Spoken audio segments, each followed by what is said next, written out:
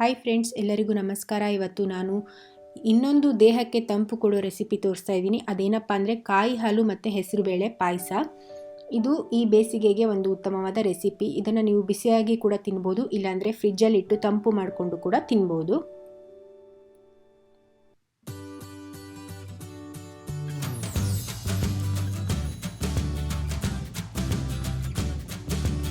First ನಾನೊಂದು cooker ಪಾತ್ರೆ ತೊಗೊಂಡಿದ್ದೀನಿ. ಅದಕ್ಕೆ ಒಂದು 4ರಿಂದ 5 ಚಮಚ ಆಗುವಷ್ಟು ತುಪ್ಪ ಹಾಕ್ತಾಯಿದ್ದೀನಿ. ಅದಾದಮೇಲೆ ನಾನು ಗೋಡಂಬಿ ಹಾಕ್ತಾಯಿದ್ದೀನಿ. ಫಸ್ಟು ಗೋಡಂಬಿನ ಸ್ವಲ್ಪ ಕೆಂಪುಗಾಗೋ ಥರ ಹುರ್ಕೊಬೇಕು.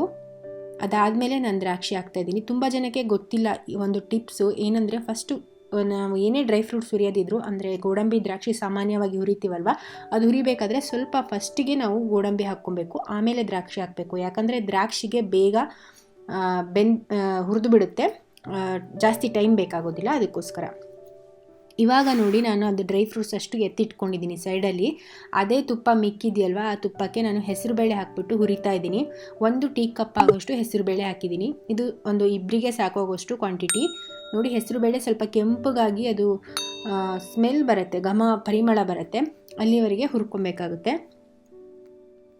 ಆಮೇಲೆ ಅದಕ್ಕೆ ಎಷ್ಟು ನೀರು ಬೇಕೋ, ಬೇಯೋದಕ್ಕೆ ಎಷ್ಟು ನೀರು ಬೇಕೋ ಅಷ್ಟೇ ಹಾಕ್ಬಿಟ್ಟು ಬೇಯಿಸ್ಕೊಬೇಕು. ಜಾಸ್ತಿ ನೀರು ಹಾಕೋಕೆ ಹೋಗಬಾರ್ದು, ಯಾಕಂದರೆ ನಾವು ಆಮೇಲೆ ಕಾಯಿ ಹಾಲೆಲ್ಲ ಹಾಕ್ತೀವಿ ಪಾಯಸ ಮಾಡಬೇಕಾದ್ರೆ, ಆವಾಗ ಅದು ತುಂಬ ನೀರಾಗಿ ಆಗಿಬಿಡುತ್ತೆ. ಅದಕ್ಕೋಸ್ಕರ ನೋಡಿ, ಇದು ಬೆಂದಿದೆ ಚೆನ್ನಾಗಿ. ನಾನು ಎಷ್ಟು ಬೇಕೋ ಅಷ್ಟೇ ನೀರು ಹಾಕಿದ್ದೀನಿ. ನೀವು ಇಲ್ಲಿ ನೋಡ್ತಿದ್ರೆ ಗೊತ್ತಾಗುತ್ತೆ, ಇದು ಚೆನ್ನಾಗಿ ಬೆಂದಿದೆ. ತುಂಬ ಸಾಫ್ಟಾಗಿ ಬೇಯಿಸ್ಕೊಬೇಕು. ಈ ಕಡೆ ಇನ್ನೊಂದು ನಾನು ದೊಡ್ಡ ಪಾತ್ರೆಗೆ ಅದನ್ನು ಹಾಕ್ಕೊತಾ ಇದ್ದೀನಿ, ಕುಕ್ಕರಿಂದ ತೆಗೆದ್ಬಿಟ್ಟು.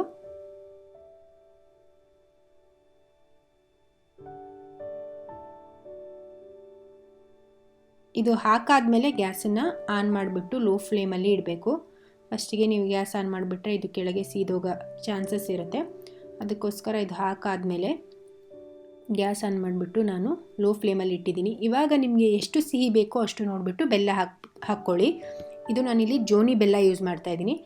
ಬೆಲ್ಲ ಇಲ್ಲ ನಾನು ಸಕ್ಕರೆ ಯೂಸ್ ಮಾಡ್ತೀನಿ ಅನ್ನೋರು ಸಕ್ಕರೆ ಕೂಡ ಯೂಸ್ ಮಾಡ್ಬೋದು, ಆದರೆ ಬೆಲ್ಲ ಹಾಕಿ ಮಾಡೋದ್ರ ರುಚಿನೇ ಬೇರೆ. ಸೊ ಬೆಲ್ಲ ಇದಕ್ಕೆ ತುಂಬ ಸೂಟ್ ಆಗುತ್ತೆ, ತುಂಬ ಚೆನ್ನಾಗಿ ಅನಿಸುತ್ತೆ ಬೆಲ್ಲ ಹಾಕಿದರೆ. ನಾನು ಎಷ್ಟು ಸಿಹಿ ಬೇಕೋ ಅಷ್ಟು ನೋಡಿಬಿಟ್ಟು ಬೆಲ್ಲ ಹಾಕಿದ್ದೀನಿ. ನಾನು ಯಾವ ಕಪ್ಪಲ್ಲಿ ಹೆಸರುಬೇಳೆ ತೊಗೊಂಡಿದ್ದೀನೋ ಅದೇ ಕಪ್ಪಲ್ಲಿ 1 ಕಪ್ ಆಗೋಷ್ಟು ಬೆಲ್ಲ ಹಾಕಿದ್ದೀನಿ.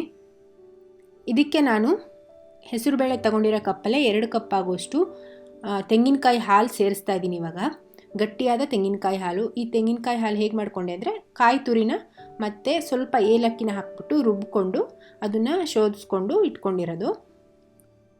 ನೀವು ಏಲಕ್ಕಿ ಪುಡಿ ಇದೆ ಅಂದರೆ ಇವಾಗ ಇಲ್ಲಿ ಸೇರಿಸ್ಕೊಬೋದು. ನಾನು ಇಡೀ ಏಲಕ್ಕಿನ ಕಾಯಿ ಹಾಲು ಜೊತೆಗೆ ರುಬ್ಕೊಂಡಿದ್ದೀನಿ, ಕಾಯಿ ತುರಿ ಜೊತೆಗೆ ರುಬ್ಕೊಂಡಿದ್ದೀನಿ. ನೋಡಿ, ಇದನ್ನು ಹಾಕಿ ಮಿಕ್ಸ್ ಮಾಡಿದ ತಕ್ಷಣ ಇಷ್ಟು ನೀರಾಗಿ ಕಾಣ್ತಾ ಇದೆ. ಆಮೇಲೆ ಇದು ಸ್ವಲ್ಪ ದಪ್ಪ ಆಗುತ್ತೆ. ಇವಾಗ ನೋಡಿ, ನಾನು ಒಂದು ಅರ್ಧ ಕಪ್ ಆಗುವಷ್ಟು ಕೆನೆ ಇರುತ್ತಲ್ವ, ಹಾಲಿನ ಮೇಲ್ಗಡೆ ಕೆನೆ, ಅದನ್ನು ಹಾಕಿದ್ದೀನಿ. ಇದು ಹಾಕೋದ್ರಿಂದ ರುಚಿ ಚೆನ್ನಾಗಿ ಬರುತ್ತೆ.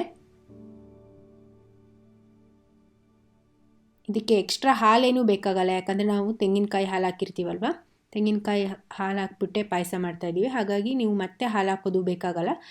ಹಾಲಿನ ಬದಲು ನಾನು ಇಲ್ಲಿ ಕೆನೆ ಹಾಕಿದ್ದೀನಿ, ಒಂದು ಅರ್ಧ ಕಪ್ ಆಗೋಷ್ಟು ಕೆನೆ ಸೇರಿಸಿದ್ದೀನಿ. ಈ ಕೆನೆ ಎಲ್ಲ ಚೆನ್ನಾಗಿ ಮಿಕ್ಸ್ ಮಾಡಿಬಿಟ್ಟು ಇದು ಚೆನ್ನಾಗಿ ಕುದಿ ಬರಬೇಕು. ಇವಾಗ ತುಂಬ ಜನ ಬರೀ ಹಾಗೆ ಹಾಲು ಹಾಕಿಬಿಟ್ಟು ಮಾಡ್ತಾರೆ, ಆದರೆ ಹಾಲು ಬದಲು ಈ ಕಾಯಿ ಹಾಲು ಹಾಕಿಬಿಟ್ಟು ಮಾಡಿ ನೋಡಿ, ಅದ್ರ ಟೇಸ್ಟೇ ಬೇರೆ ಥರ ಇರುತ್ತೆ, ತುಂಬ ಚೆನ್ನಾಗಿರುತ್ತೆ. ಇವಾಗ ಇದು ಒಂದು ಕುದಿ ಬರೋದಕ್ಕೆ ಸ್ಟಾರ್ಟ್ ಆಗುತ್ತೆ.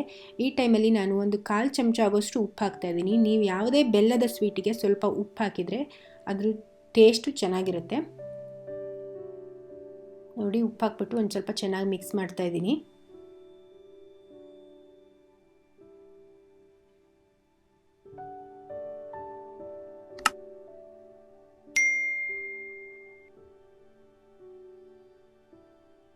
ಇದು ಚೆನ್ನಾಗಿ ಕುದಿ ಬಂದಿದೆ. ಈ ಥರ ಕುದಿಯೋಕ್ಕೆ ಸ್ಟಾರ್ಟ್ ಆದಮೇಲೆ 1ರಿಂದ 2 ನಿಮಿಷದವರೆಗೆ ಚೆನ್ನಾಗಿ ಕುದಿಸಿ, ಆವಾಗ ಅದು ತುಂಬ ದಪ್ಪ ಆಗುತ್ತೆ ಪಾಯಸ. ನಾವು ಮೊದಲು ನೋಡಿದಾಗ ಎಷ್ಟು ನೀರಿತ್ತು, ಈಗ ನೋಡಿ ಎಷ್ಟು ದಪ್ಪ ಆಗ್ತಾ ಬರ್ತಾ ಇದೆ. ಅದಕ್ಕೋಸ್ಕರ ನೀವು ಚೆನ್ನಾಗಿ ಕುದಿಸ್ಬೇಕು ಇದನ್ನು. ಹಾಗೆ ಇನ್ನೊಂದು ಏನಂದರೆ, ಇದು ತಣ್ಣಗಾದ್ಮೇಲೆ ಇನ್ನೂ ದಪ್ಪ ಆಗುತ್ತೆ ಪಾಯಸ. ಹಾಗಾಗಿ ನೀವು ನೋಡಿಬಿಟ್ಟು ಕನ್ಸಿಸ್ಟೆನ್ಸಿ ಯಾವ ಥರ ಬೇಕು ನೋಡಿಬಿಟ್ಟು ಅದನ್ನು ಆ ಟೈಮಲ್ಲಿ ನೀವು ಆಫ್ ಮಾಡ್ಕೊಳ್ಳಿ. ಇದಕ್ಕೆ ನಾನು ಇವಾಗ ಒಂದು 2 ಚಮಚದಷ್ಟು ತುಪ್ಪ ಹಾಕ್ತಾಯಿದ್ದೀನಿ. ಇದು ಆಪ್ಷನಲ್ಲು, ನೀವು ಬೇಕಿದ್ದರೆ ಹಾಕ್ಕೊಬೋದು, ಇಲ್ಲಾಂದರೆ ಇದನ್ನು ಬಿಡ್ಬೋದು. ತುಪ್ಪ ಹಾಕಾದ್ಮೇಲೆ ನಾನು ಗ್ಯಾಸ್ ಆಫ್ ಮಾಡ್ತಾಯಿದ್ದೀನಿ. ಗ್ಯಾಸ್ ಆಫ್ ಮಾಡಾದಮೇಲೆ ಡ್ರೈ ಫ್ರೂಟ್ಸ್ನ ಹಾಕ್ತಾಯಿದ್ದೀನಿ. ಇದಕ್ಕೆ ದ್ರಾಕ್ಷಿ ಮತ್ತು ಗೋಡಂಬಿನ ನಾವು ಫಸ್ಟ್ ಹುರಿದಿಟ್ಕೊಂಡಿದ್ವಲ್ಲ ಅದನ್ನು ಹಾಕ್ತಾಯಿದ್ದೀನಿ. ಅದು ಹಾಕಿಬಿಟ್ಟು ಒಂದು ಚೆನ್ನಾಗಿ ಈ ಥರ ಕೈಯಾಡಿಸಿದ್ರೆ ಕಾಯಿ ಹಾಲಿನ ಹೆಸರುಬೇಳೆ ಪಾಯಸ ರೆಡಿಯಾಗುತ್ತೆ.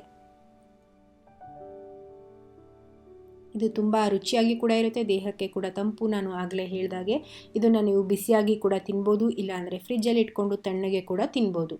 ಖಂಡಿತ ನಿಮಗೆಲ್ಲ ಈ ವಿಡಿಯೋ ಇಷ್ಟ ಆಗಿದೆ ಅಂದ್ಕೊತೀನಿ. ಇಷ್ಟ ಆದರೆ ಒಂದು ಲೈಕ್ ಬಟನ್ನ ಪ್ರೆಸ್ ಮಾಡೋದನ್ನು ಮರಿಬೇಡಿ. ಹಾಗೆ ಈ ವಿಡಿಯೋನ ನಿಮ್ಮ ಫ್ರೆಂಡ್ಸ್ ಜೊತೆಗೆ ಶೇರ್ ಮಾಡಿ. ಯಾರೆಲ್ಲ ಹೊಸದಾಗಿ ನನ್ನ ಚಾನಲ್ ನೋಡ್ತಾ ಇದ್ದರೆ ನನ್ನ ಚಾನಲ್ಗೆ ಸಬ್ಸ್ಕ್ರೈಬ್ ಆಗೋದನ್ನು ಮರಿಬೇಡಿ.